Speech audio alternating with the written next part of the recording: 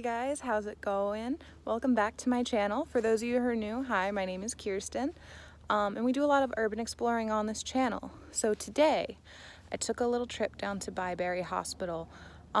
Most of the buildings are destroyed, but there's still one or two left standing they haven't gotten to yet, so I decided to take a little walk through. Now, as you guys would know, if you've been watching me for a while, I do a lot of research before I go anywhere, just so I kind of know what I'm getting myself into. The reason I'm standing outside is a couple of reasons. One of the main being asbestos. I had to wear a mask while I was inside, and I just wanted to get this recording done in a place where I could breathe freely. So yeah, I took a tour of one of the last standing buildings of Byberry Mental Hospital that was opened in 1906.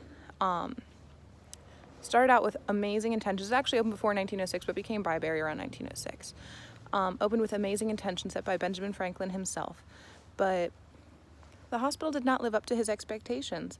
So as time went on and the state took power, Byberry grew way too fast.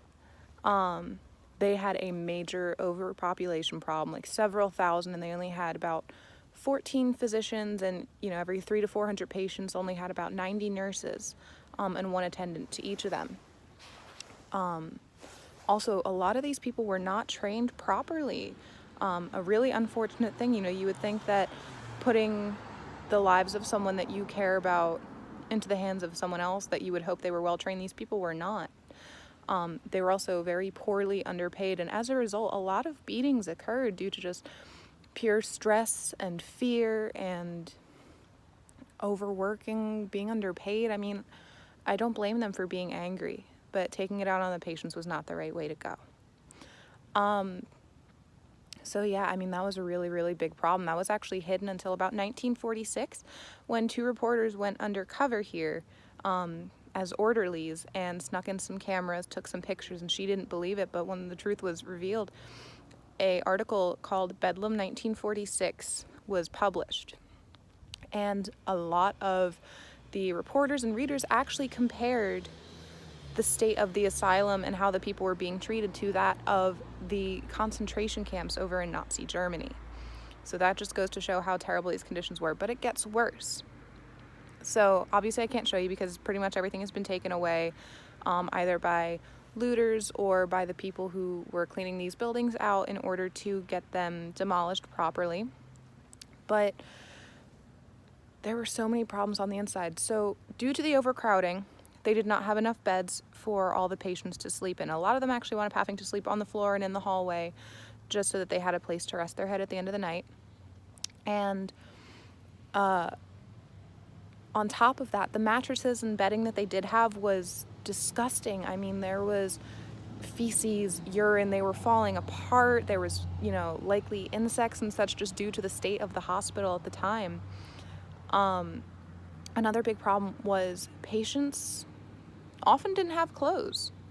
So the hospital was so poorly funded and had so many taxes and so much debt that they had to pay off that clothing wasn't really considered a necessity for a lot of the patients, and a lot of them wound up running around naked,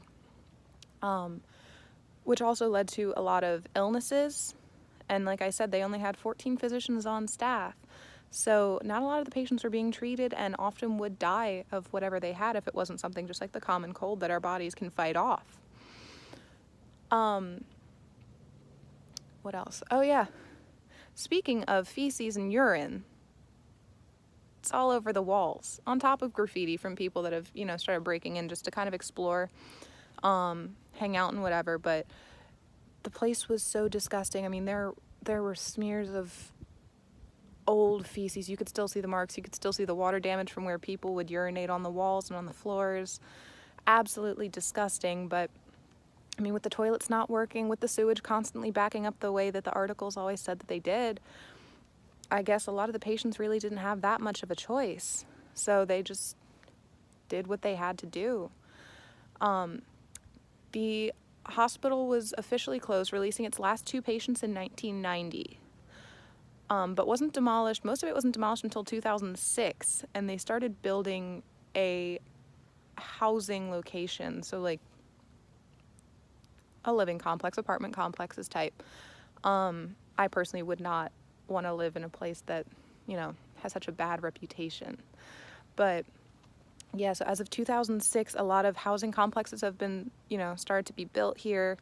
Most of the hospital is gone, but there's still a lot of legends about this place. I mean, the treatment was absolutely deplorable, but that's what happens when you have people that don't know what they're doing.